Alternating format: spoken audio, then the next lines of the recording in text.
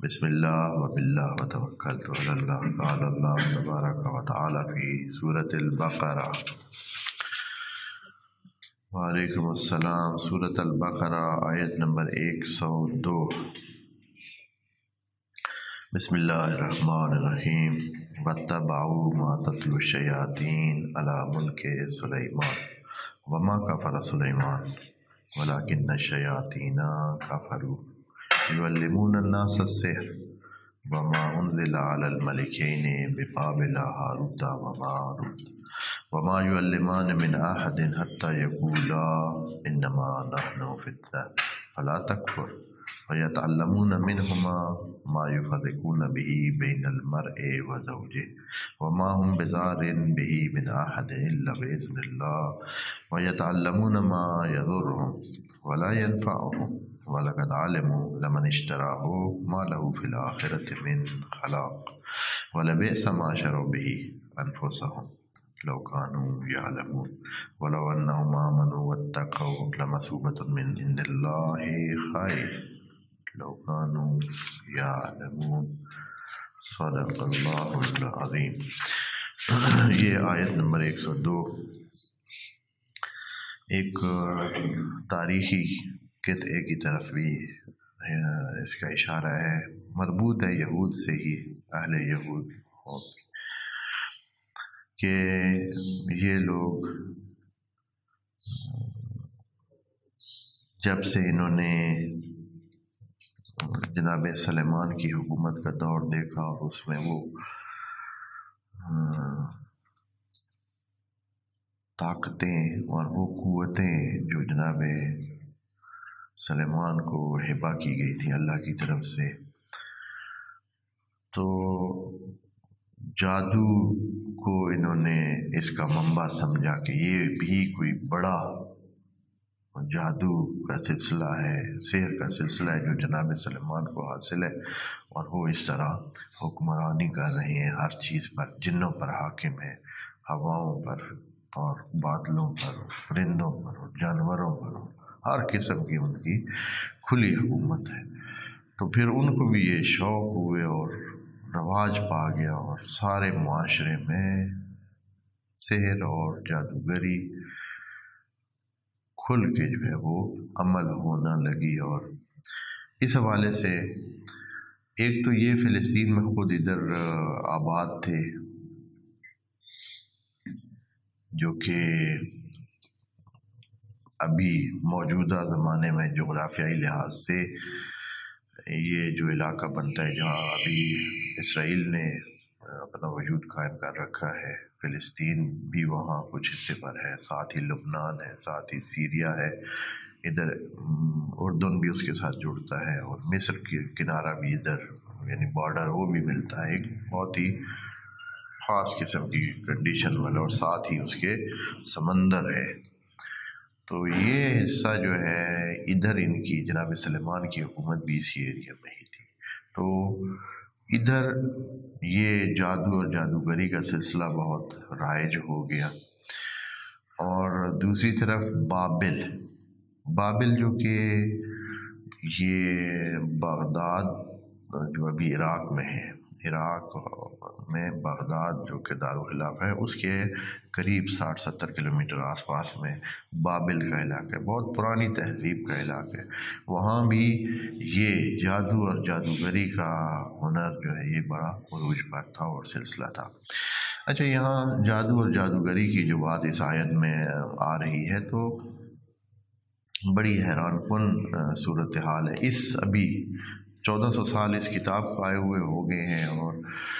اس کے علاوہ پورے جہان میں جادو اور جادوگری کے حوالے سے ایک عملی نظریہ پایا جاتا ہے کہ یہ ہے، یہ ایک حقیقت ہے۔ جادو ابھی بتاتا ہوں کہ جادو اور جادو، وعلیکم السلام، کیا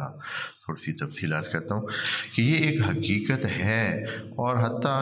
مذہبی طبقوں نے طول تاریخ میں مذہبی طبقوں نے یعنی ادیان الہی کے پیروکاروں نے جادوگروں کو موت کی سزائیں دی ہیں، اور بے انتہا سزائیں دی ہیں۔ حتیٰ مغرب میں بھی پچھلی صدی میں ہی نیو یارک جیسے شہر میں بھی ان کو وچز یا بیوچڈ جو پیپل ہوتے تھے یا اس طرح ان کو اتنی موت کی سزائیں کلیسا کی طرف سے دی گئی ہیں، اور ایک بہت لمبی چوڑے قتل و غارت کے سلسلے پچھلی صدی میں یعنی 19ویں اور 20ویں صدی میں روس کے علاقے میں، اس علاقے میں، یورپ میں یہ بہت بڑا ایک سلسلہ تھا کہ جو بھی پھر اس کو مس یوز بھی کرتے تھے کہ جس کو بھی مخالف بنانا ہوتا تھا اس کو یہ کہہ دیا جاتا کہ یہ جو باتیں کر رہا ہے لگتا ہے کہ اس پر جادو ہو گیا، بس جادو ہو گیا ہے یا جادو اس نے کیا ہے یا کروایا ہے، تو ہر صورت میں جو ہے نا ان کو کیا ہے بات، اس کا حکم پھانسی ہے۔ اور لوگوں کو، ہزاروں انسانوں کو اس سحر کی وجہ سے پھانسیوں پہ چڑھایا گیا ہے۔ تو سحر ایک ایسی حقیقت ہے کہ بھئی ہے، لیکن اس کے باوجود جو تعجب والی بات میں نے کی ہے وہ یہ ہے کہ ابھی تک بھی کتنے مسلمان ہیں، کتنے مفسرین ہیں، کتنے لوگ ہیں مفسرین سے ہٹ کر جو خصوصاً فزیائی علم رکھتے ہیں، یعنی آج کے دانشور جو لوگ ہیں، وہ سرے سے اس حقیقت کو وہ مانتے ہی نہیں۔ وہ کہتے ہیں کہ جادو نام کی کوئی چیز ہے ہی نہیں، سحر ہے ہی نہیں، یہ ہوتا ہی نہیں ہے، خیال ہے، گمان ہے، بس ایسے ایک چیز ہے اس طرح۔ تو یہ کتنی حیرت کی بات ہے۔ تو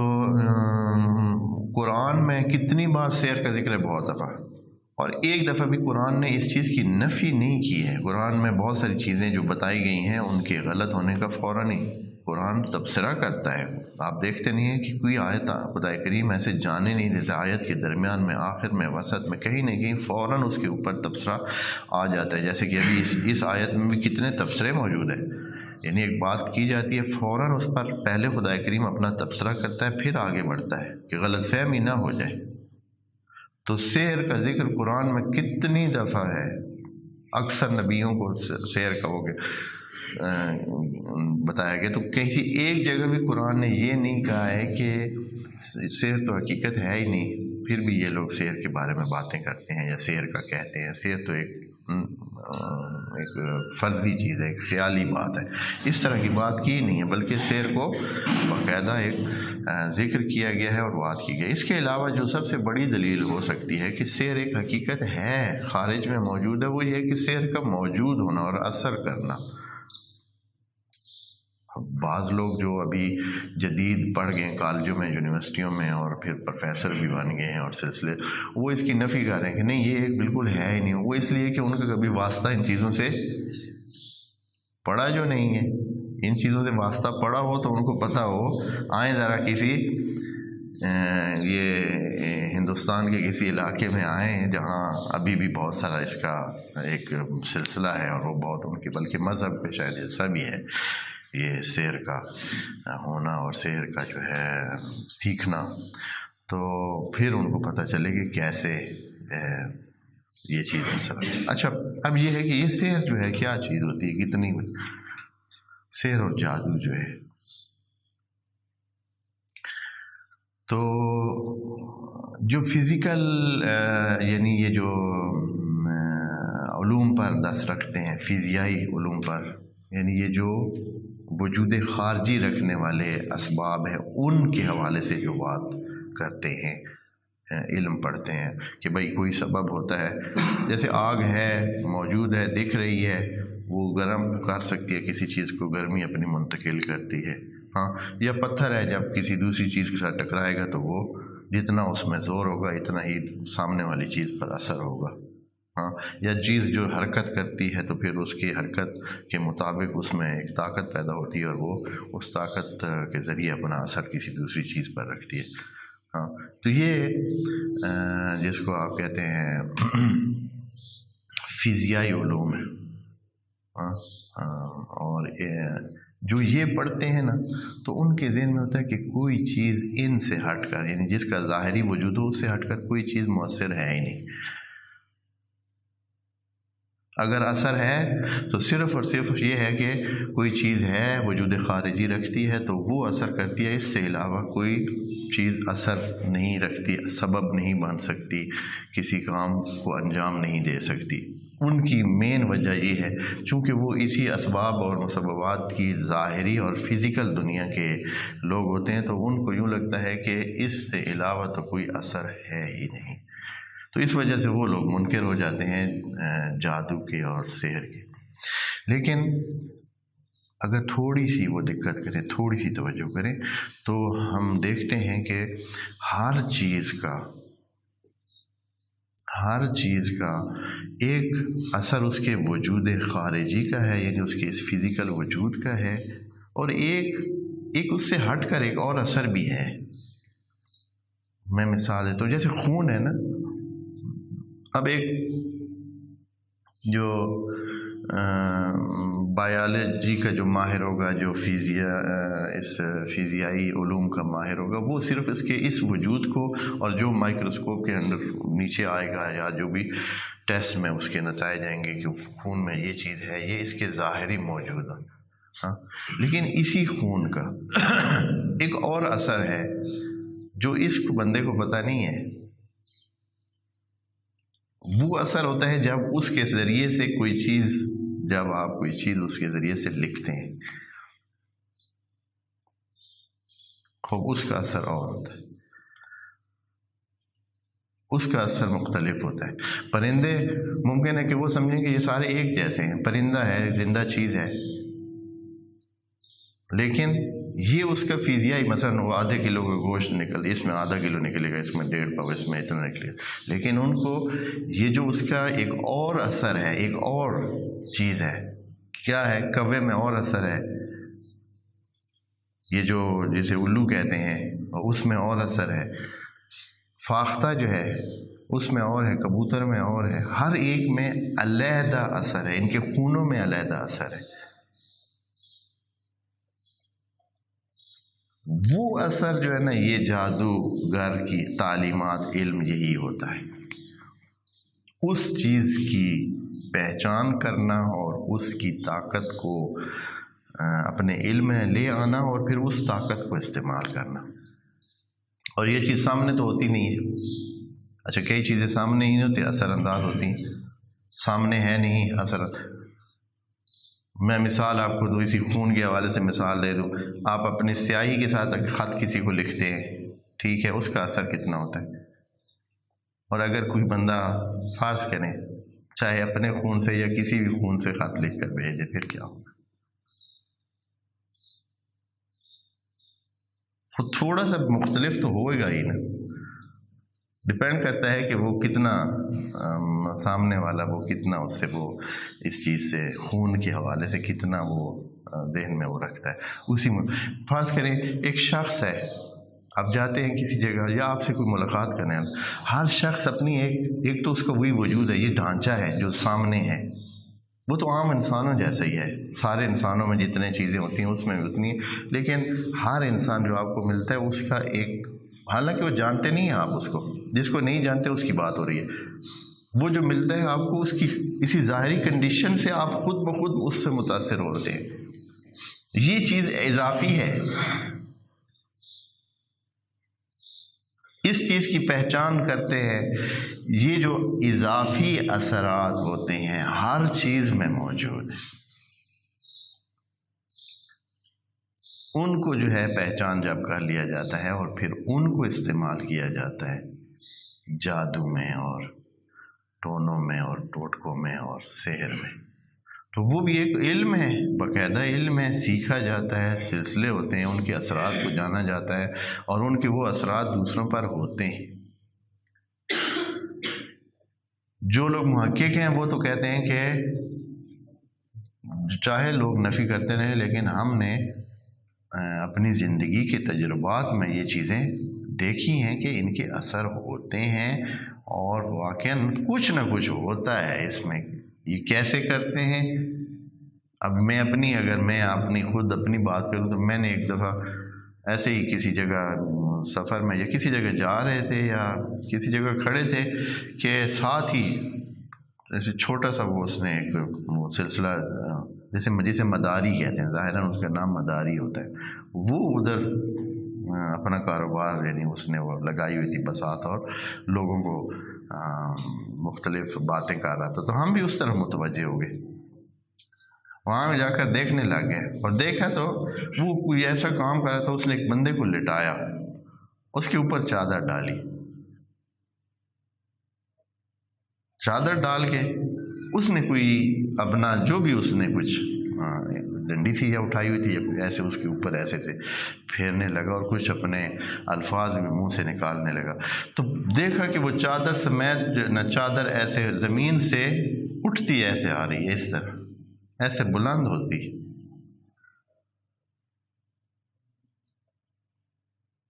اب یہ کہ ہم کہیں کہ نہیں اس کے نیچے اس نے لگائے ہوئے تھے، مثلاً کوئی ایئر پمپ لگایا ہوا تھا اور ایئر پریشر کی وجہ سے بندہ جو ہے اوپر اٹھ رہا تھا،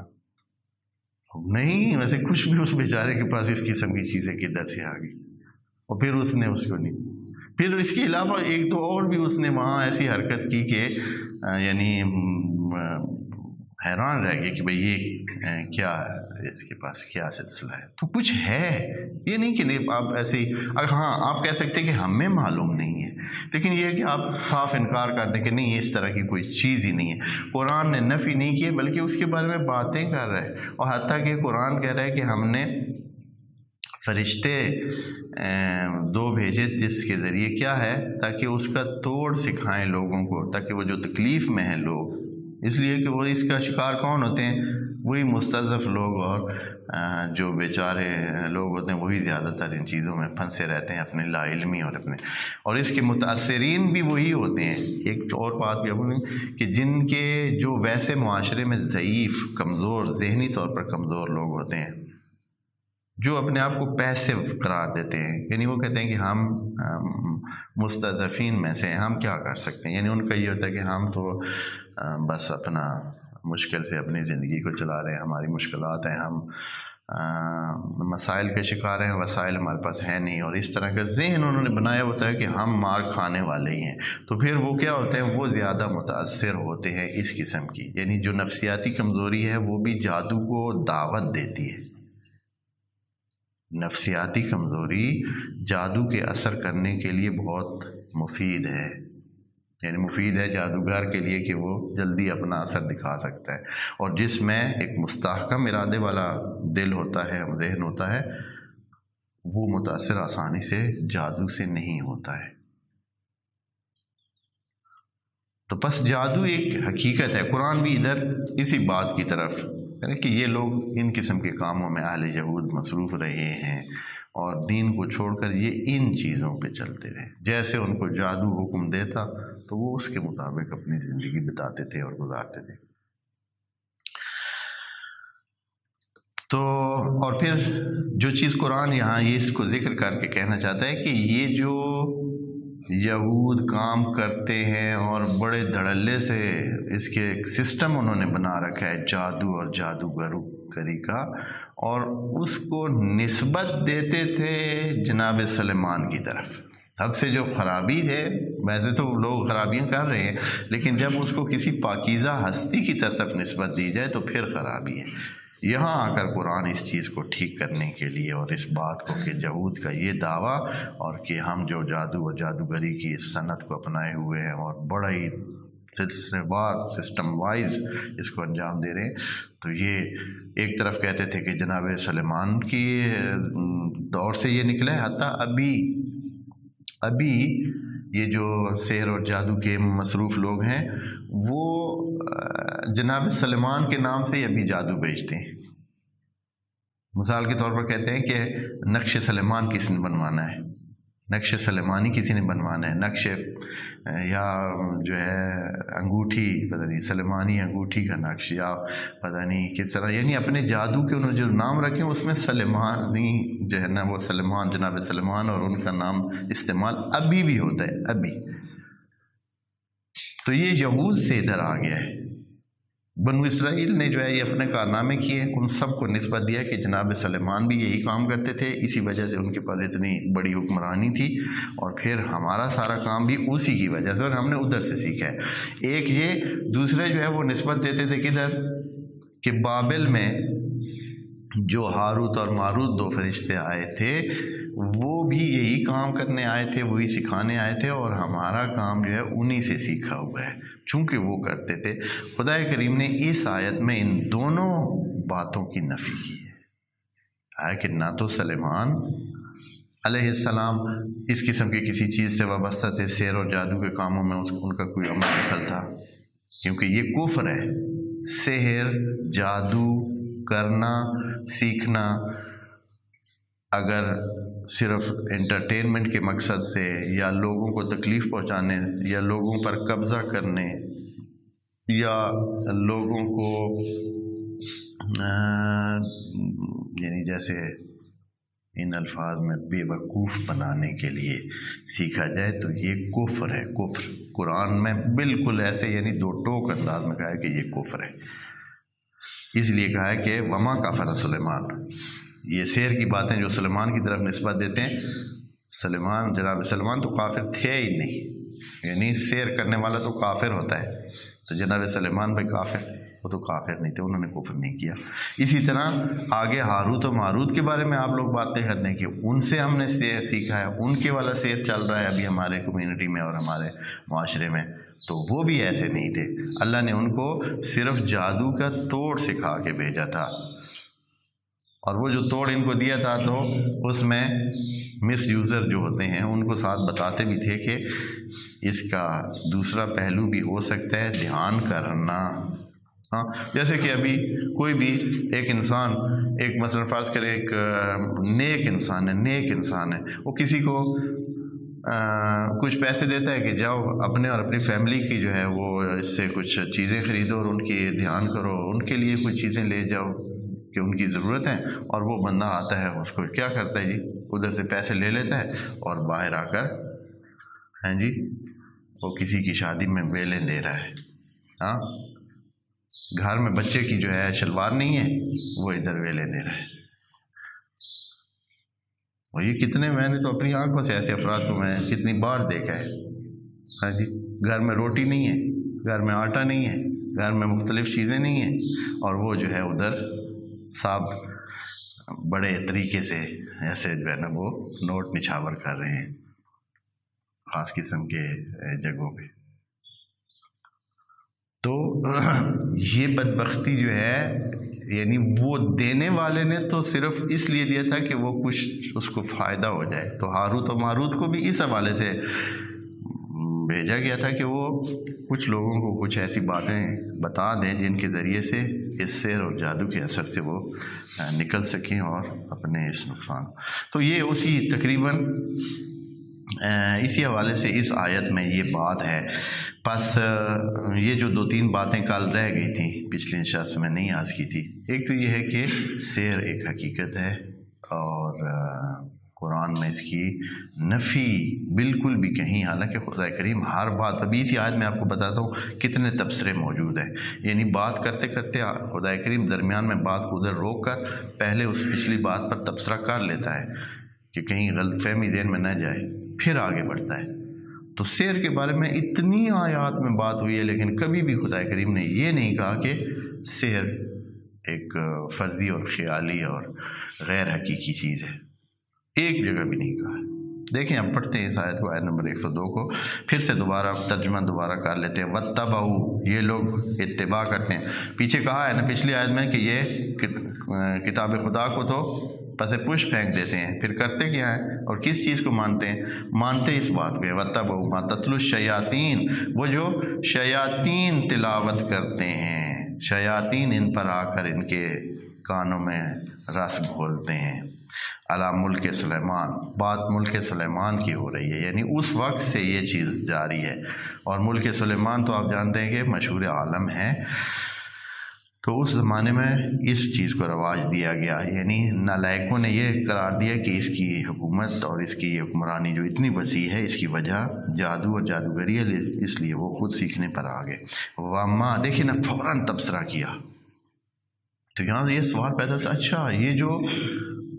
ملک سلیمان کے زمانے میں شیاطین کا عمل دخل بہت ہوتا تھا بھائی، یعنی یہ بھائی جناب سلیمان بھی اس میں انوالو تھے، ذہن میں فوراً یہ سوال جاتا ہے۔ آپ جو کہہ رہے ہیں کہ سلیمان کے زمانے میں یہ کام ہوتا تھا،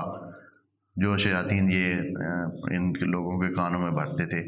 تو فوراً سوال جاتا ہے کہ اچھا جناب سلیمان کے دور میں، اس کا مطلب ہے جناب سلیمان بھی اس میں داخل تھے، تو فوراً تبصرہ کیا نا غلط فہمی دور ہو جائے، وما کفر سلیمان،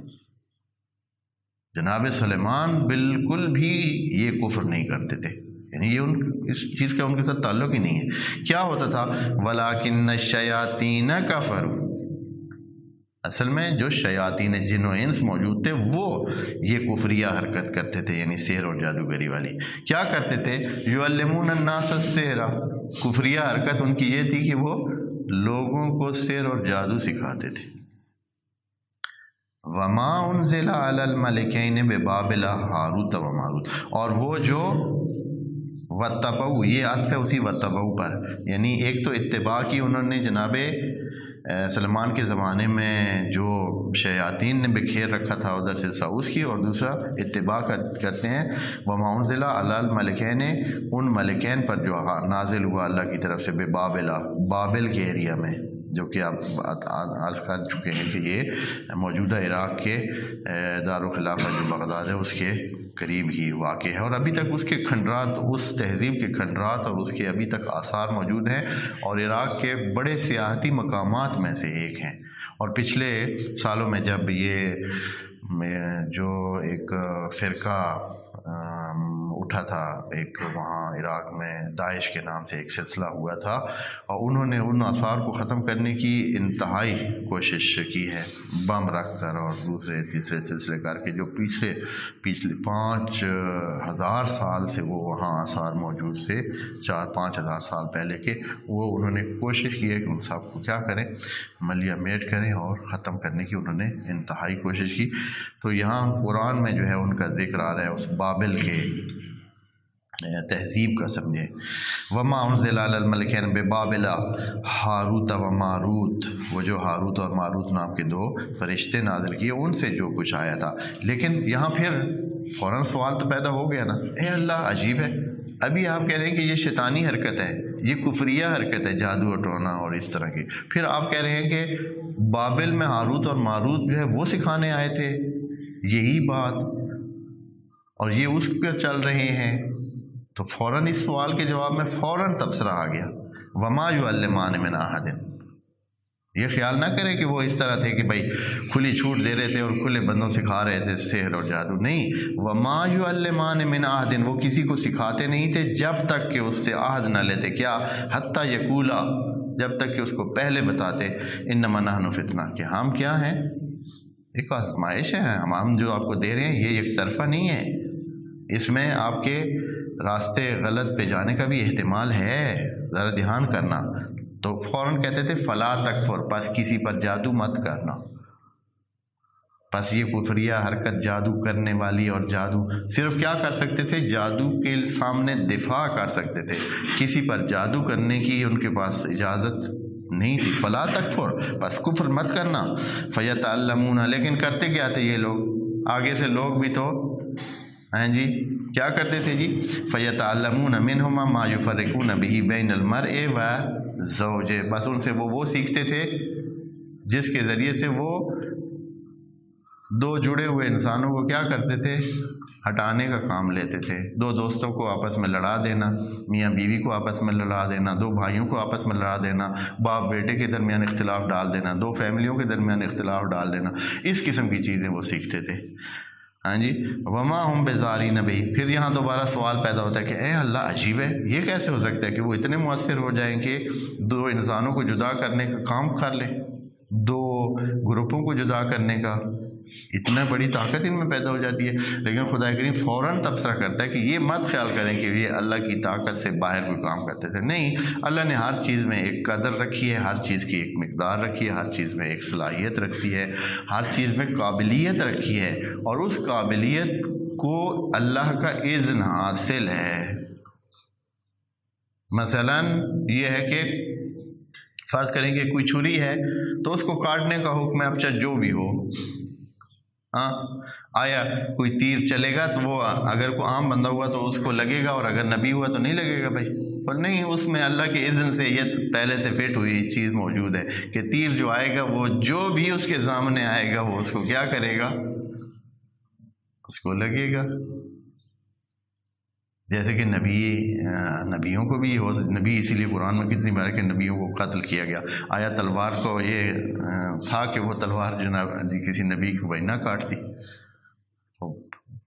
اس کو ایک خدا نے اذن جو اس میں ہر چیز میں رکھا ہے، تو اس حوالے سے خدا نے کہا کہ یہ ہمیں پتہ ہے، ہم اگر چاہیں گے تو روک سکتے ہیں، لیکن ہم نے عام اذن بہت ساری چیزوں کو جو ان میں مقدار رکھی ہے یہ عام اذن دے رکھا ہے، تو اس حوالے سے ہی ہے۔ بس وما هم بضارین بہ من احد الا باذن اللہ۔ آپ دیکھ رہے ہیں کہ ہر جملے کے بعد اللہ اپنا تبصرہ ساتھ دے رہا ہے، ایسے نہیں چھوڑ رہا ہے کہ اچھا ٹھیک ہے، لیکن سیر کی بات کی تو کچھ بھی نہیں کہا، یہ نہیں کہا کہ سیر بیکار چیز ہے، فضول چیز ہے، یہ حقیقت ہے ہی نہیں، اس کا اثر ہوتا ہی نہیں ہے، نہیں کہا ہے۔ خود یہ فرشتوں کا نیچے آنا اور توڑ جادو کا سکھانا یہ دلیل ہے کہ جادو ہوتا بھی ہے اور اثر بھی کرتا ہے۔ ہر چند یہ بات ہم دوستوں کو بتاؤں، چونکہ علم محدود ہے انسان کا جادو کے حوالے سے، یعنی وہ جو دوسرے اثرات ہیں وہ انسان کے قبضے میں نہیں ہیں، بہت کم انسان جو ہے اس تک رسائی حاصل کر سکتے ہیں۔ اب خون کی کیا کیا تاثیرات ہیں مثال کے طور پر، یا ایک مردے کی کیا کیا تاثیرات ہوتی ہیں، انسان کے اتنے علوم دسترس میں نہیں ہے، جتنا اس حوالے سے علم زیادہ ہوگا اتنا ہی زیادہ وہ اثر کر سکے گا، اس لیے جادو ٹونا اور ان چیزوں کی اتنا زیادہ اثر نہیں ہوتا ہے، کوئی زیادہ لمبا چوڑا وہ اس طرح سلسلہ نہیں کر سکتے ہیں کہ سارے اعمال وہ کرنے لگ جائے۔ مثال کے طور پر اگر وہ کسی چیز کو دوسری شکل دے دیتے ہیں، مثال کے طور پر کسی کو مثال کے طور پر فرض کریں کہ انہوں نے بکری کے بچے کو مثال کے طور پر کتا بنا دیا، ایک بکری کو مثال کے طور پر کتا بنا دیا، تو اب یہ نہیں کہ وہ ہر حوالے سے ہی وہ جو ہے کتا بن جائے گا اور تمام کام جو کتوں والے ہوتے ہیں وہ سارے کرے گا، نہیں، شکل تو ابھی بن گئی ہے، لیکن باقی اس کی تمام چیزیں وہ ان کے علم پر ڈیپینڈ کرتا ہے کہ کتنا ان کے پاس جو ہے نا اس حوالے سے، اور معلوم ہے کہ ان کے پاس اس سے زیادہ علم نہیں ہوتا، بس صرف وہ اس کے بہت ہی ابتدائی سلسلہ جو ہے نا وہ کر سکتے ہیں، جس سے دیکھنے والے 100% متاثر ہوتے ہیں۔ دیکھنے والے کو جب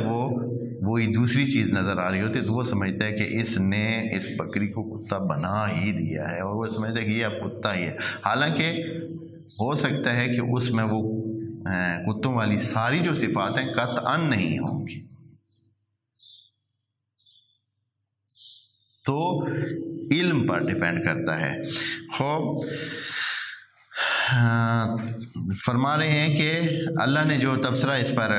کیا ہے کہ یہ کوئی کسی کو نقصان نہیں پہنچا سکتا ہے جب تک کہ اللہ کا اذن نہ ہو۔ اذن کا معنی بھی آپ انشاءاللہ سمجھ گئے، بے اذن اللہ یعنی اللہ نے وہ جو ایک قدرتی طور پر ایک مقدار ہر چیز میں رکھی ہوئی ہے اور اس نے اپنا کام کرنا ہے، یہی اذن الہی ہے، جب تک کہ اللہ اس کو روکے نہیں۔ اور روکنے کی مثال آپ دوستوں کو عرض کیا ہے کہ جیسے کس میں ہے، جیسے وہ آگ کو جناب ابراہیم کے سامنے آگ کو ٹھنڈا کر دیا، یا جناب موسیٰ کے سامنے دودھوں کو حرام قرار دے دیا تھا۔ جناب موسیٰ کسی اور ماں کے دودھ کو منہ لگا بھی نہیں سکتے تھے، حالانکہ وہ بچہ تھا نہ، اس وقت کچھ بھی ان کو نہیں سمجھ آنا چاہیے تھا، اور انہوں نے کوئی بھی اگر دودھ پلانے والی ماں ان کو دودھ پلاتی، کوئی بھی خاتون جو بچے دار ہوتی اور دودھ پلاتی تو ان کو پی لینا چاہیے تھا، لیکن نہیں، وہاں انہوں نے اللہ نے اذن روک رکھا تھا کہ وَحَرَّمْنَا عَلَيْهِ الْمَرَاضِعَ مِن قَبْلُ، ہم نے جناب موسیٰ پر حرام کر رکھے تھے باقی سارے دودھ، قرآن کے الفاظ ہیں، تو وہاں اذن رک گیا تھا، اور اذن روک رکھا تھا، جناب موسیٰ پی نہیں سکتے تھے، انہوں نے اپنی ماں کا ہی دودھ پینا تھا۔ جب چیک کرتے کرتے کرتے آخر میں جب اپنی ماں کا دودھ ان کو دیا گیا، وہ بھی ان لائن میں آ گئی کہ بھائی چلیں کس کا دودھ پیتے، بچہ رو رہا ہے بھوکا ہے لیکن دودھ ہی نہیں پی رہا، آخر ان کا دودھ جب ان کو پلانے کی کوشش کی تو کیونکہ وہ تو ان کے لیے جائز تھا، اللہ کی طرف سے اجازت تھی، وہ پینا شروع کر دیا۔ فرعون نے ان کی ماں کو رکھ لیا بطور دودھ پلانے والی، اور پیسے بھی دیتے تھے، اور جناب موسیٰ جو ہے وہ دورے فائدے اٹھاتے تھے۔ ہاں، ادھر سے پیسے بھی مل رہے ہیں، ادھر سے عزت و احترام بھی مل رہا ہے، ہاں جی، حفاظت بھی مل رہی ہے گورنمنٹ کی طرف سے، ہاں جی، سارے گارڈ بھی آ گئے ہیں، سارے سلسلے بھی ہو گئے ہیں، حفاظت بھی ہو رہی ہے، جناب موسیٰ کے ماں کی جو ہے وہ طریقے سے سیکورٹی کے ساتھ جو ہے پروٹوکول کے ساتھ آتی بھی ہیں، جاتی بھی ہیں، اور دودھ بھی پلاتی ہیں اور پیسے بھی ملتے ہیں۔ ہاں، تو اللہ کا انتظام اس طرح ہوتا ہے. خوب وَلَقَدْ عَلِمُوا لَمَنِ اشْتَرَاهُ، حالانکہ یہ لوگ جانتے ہیں،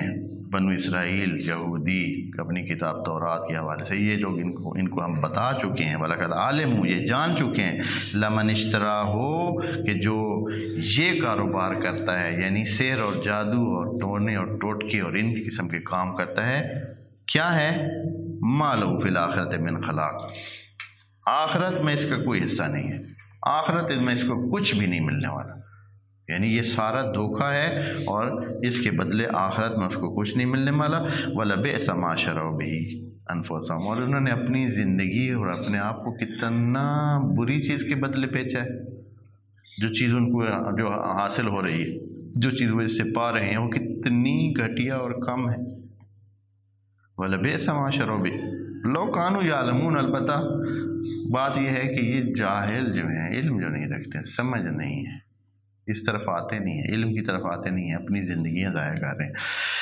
آگے آیت نمبر 103 میں یوں فرماتے ہیں وَلَوْ أَنَّهُمْ آمَنُوا، اگر یہ لوگ ایمان لے آتے، مومن ہوتے اس کتاب پر جو ان پر آئی تھی یا ابھی جو کتاب آئی ہے، وَاتَّقَوْا، اور تقوی بھی اختیار کرتے، راستہ جو دکھ جاتا تو راستے کے مطابق عمل کرتے، ہدایت کے مطابق عمل کرتے. لَمَثُوبَةٌ مِّنْ عِندِ اللَّهِ خَيْرٌ، یہ اس جادوگری اور سحر کے انداز میں اپنانے والے کام اور اس سے حاصل ہونے والی جو ان کو فوائد ہیں، اس سے کہیں بہتر تھا وہ ثواب جو اللہ کے پاس ان کو ملتا، جو اللہ کی طرف سے ان کو ثواب حاصل ہوتا، وہ اس سے کہیں بہتر تھا. وَاتَّقَوْا لَمَثُوبَةٌ مِّنَ اللَّهِ خَيْرٌ، وہ جو ثواب، وہ جو اس چیز کا بدلہ ملنے والا تھا، ایمان اور اس تقوی کا، کتنا اچھا تھا. لَوْ كَانُوا يَعْلَمُونَ، لیکن افسوس کہ یہ لوگ نادان ہیں، لا علم ہیں، جاہل ہیں، جانتے نہیں ہیں، اور کیا کرتے ہیں؟ اپنی جہالت پر ڈٹے ہوئے ہیں. تو انشاءاللہ آج یہ آیت نمبر 2 اور آیت نمبر 3 مکمل ہو گئی ہیں. انشاءاللہ آگے ایک نیا موضوع شروع ہو رہا ہے، انشاءاللہ وہ بھی آج کریں گے. والسلام علیکم ورحمۃ اللہ وبرکاتہ.